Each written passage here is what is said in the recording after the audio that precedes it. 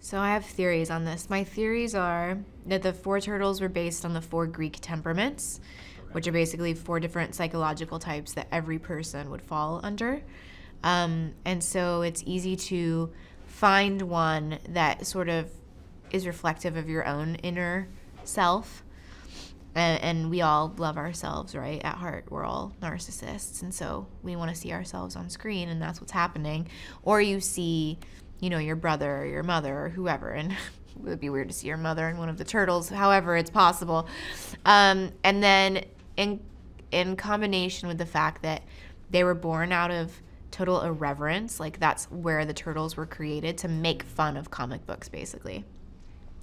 And so because there's always, everything is sort of done with a wink, it's fun and it's without burden because it's so lighthearted. I grew up watching the movies because I have an older sister. She's 12 years older, and I wanted to do everything she did, and she watched the movies, and I just loved them. I just took to them. I was very small. I mean, 3, 4, 5 years old, and we were watching them on VHS.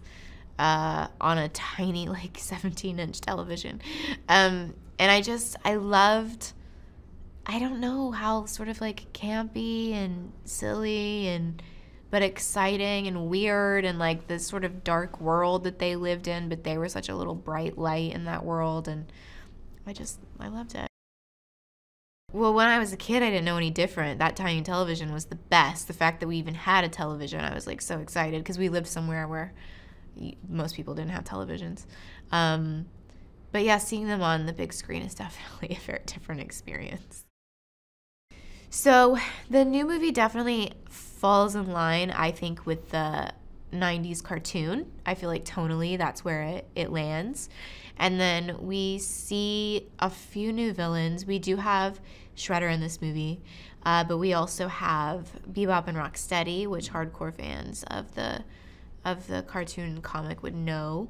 And we also have sort of the master puppeteer, which is Krang, and he is a alien brain creature who lives inside the stomach cavity of a humanoid robot that he built. A lot of people love Casey Jones. So Casey is, that character is sort of like, he's irreverent, he's sort of a very like New York-y, in your face, he's a vigilante, sort of reckless, and there are some of those elements that still exist in the Casey that we have in our movie as well, who's played by Stephen Amell. April is broken into TCRI, which is where Baxter Stockman's lab is, and she's stolen something she shouldn't have, and she's being chased by the Foot Clan and cornered and is stuck, and the turtles haven't come to rescue her yet, and all of a sudden a hockey puck comes flying in and takes down one of the foot soldiers, and at the end of it all is standing Casey Jones. Well, aside from the main villain, Krang, he's unleashed a plot or a device that could potentially destroy the world, basically. They're also fighting Bebop and Rocksteady, and they're trying to shut down a device that is opening up over New York City that poses a threat to the entire world and human existence. The layer is amazing. That's one of the best sets I've ever been on, and I hope they never tear it down because it's so intricate and colorful and inspirational and creative, and that's one of my favorite sets I've ever been on. I think it's like an award-winning set. Yeah, I mean, it's fun to see the movie because so much of it is done in post, but also it's crazy to see because you shoot so much footage and the movie can only be so long. So it's interesting to see what ends up on the cutting room floor, and then what actually makes it in, and then all of this new stuff that you never even imagined all of a sudden is in the movie along with you. That is the goal. I think that's everybody's goal. We all have our fingers crossed opening weekend for good numbers so we can get greenlit for a third.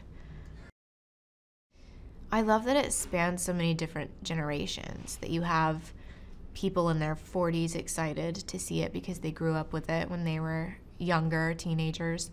And then you have little kids who have been introduced to it through Nickelodeon and the cartoon that's on now. You have, 4-year-olds, 3-year-olds that want to see it. So that's such an interesting thing that you don't usually get when you make a movie, to reach so many different people.